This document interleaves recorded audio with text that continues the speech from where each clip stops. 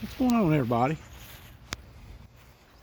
Thought I'd try to shoot this real quick video here. I don't have a whole lot of time, so we'll get right into it.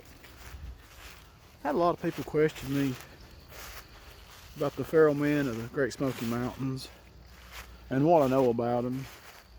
Although I don't know a whole lot, I can probably answer a few questions on it. One of the questions I get most of all is, what's the difference between the feral man and the Bigfoot? Bigfoot's more of a mystical creature, if you will. He's more, you're more apt to see Bigfoot as you are feral people. Feral people are very skittish, and for good reason, because they was hunted to near extinction in '69, or big pockets of them was. So they're a little more extinct, a little harder to see. I won't say they're harder to see, they're harder to come across, to have an accidental sighting. Let's put it that way. A Bigfoot or Sasquatch is a very real creature also, but they're a whole lot bigger and stronger and able to take care of themselves. Where these feral men, they're depicted as being what I saw on TV show Exploration X, I can't even say it.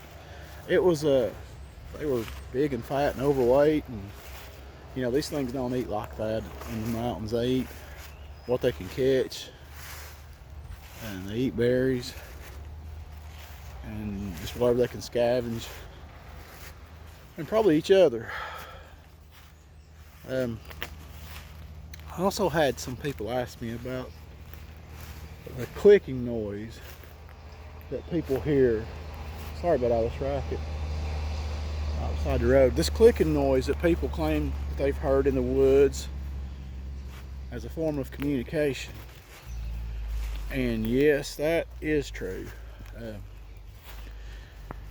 It's not that they do it as much with their mouths. Was my uncle told me, my favorite uncle, these things carry little river slicks from all the creeks, and they can tap those things together and communicate with each other, and that sound carries for a long ways.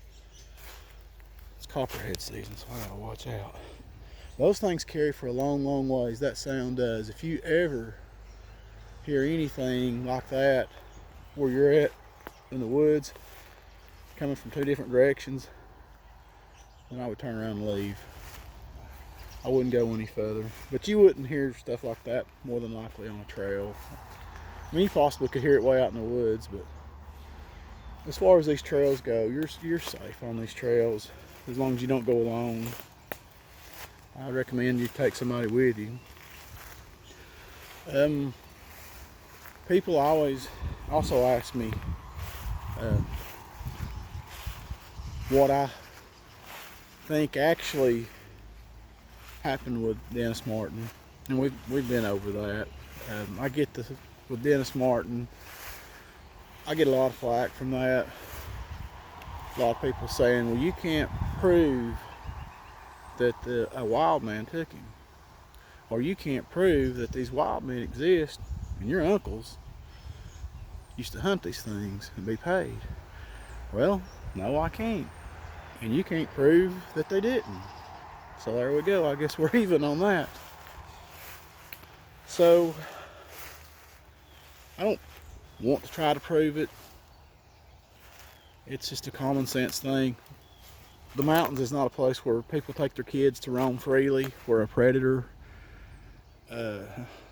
somebody looking to abduct a child would go hang out. It's not a strip mall. It's not a park. You know, it's not where people let their children just roam freely and loosely.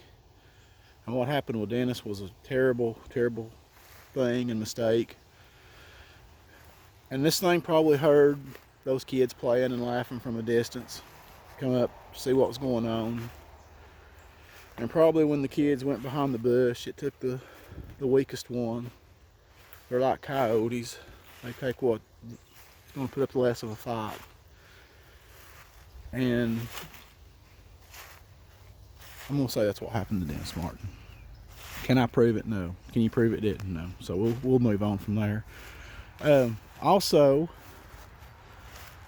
my favorite uncle told me that he found where they would take bone and make whistles. If you blow on it, it sounds like a whistle of some sort. And they had heard these before in the woods. And I'm thinking it probably sounds like a bird, maybe whistling back and forth. I'm not sure. He had one, but it is old and rotted and busted. And he also gave me some arrowheads. He didn't tell me he took these off of any of these feral people. He didn't tell me he didn't. They're not your typical arrowhead. They're not made out of flint. I will go home and dig those out, take a picture of them and post it. I know where those are at. Gave them to me back in 1977. Still got them. Don't know much about them. Didn't tell me much about them. But when it comes to going up here to the Great Smoky Mountains, you know, I'd say less than 30% of the Great Smoky Mountains have ever been explored or covered. To the equivalent, if these leaves represented what was covered of the Great Smoky Mountains, and this clear spot here that I'm clearing out, here's where people have been. That represents where people's been. Okay? That represents where they've not been. In the mountains. All the leaves you see from there on out represents where people has not been. So it's not just feral people in the Great Smoky Mountains that you have to worry about.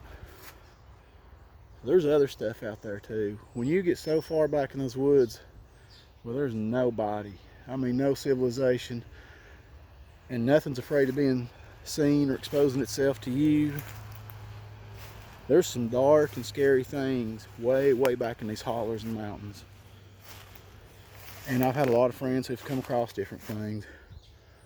Do I believe there's dog men in these mountains? Yes, I do. Do I believe there's Bigfoot? Yes, I do. Do I believe there's places that you can go that are, let's say, haunted by demonic beings? Yes, I believe that.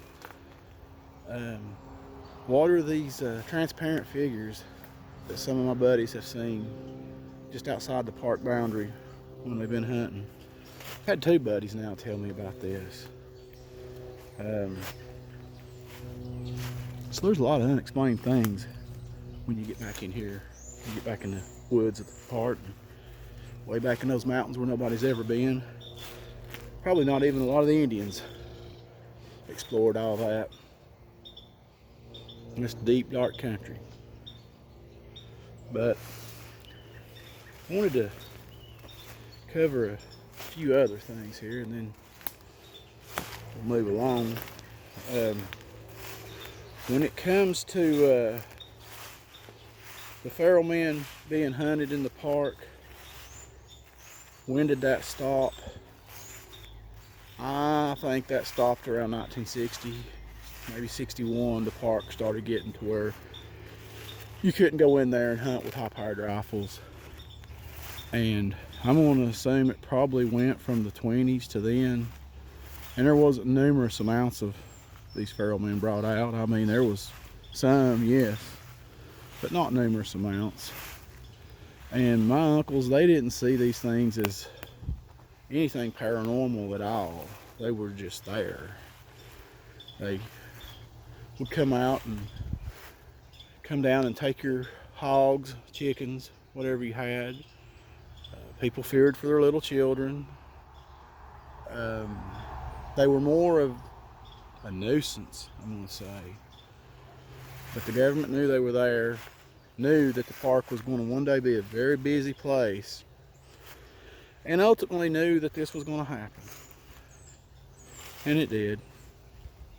And like in my last video, we talked about the FBI files and stuff.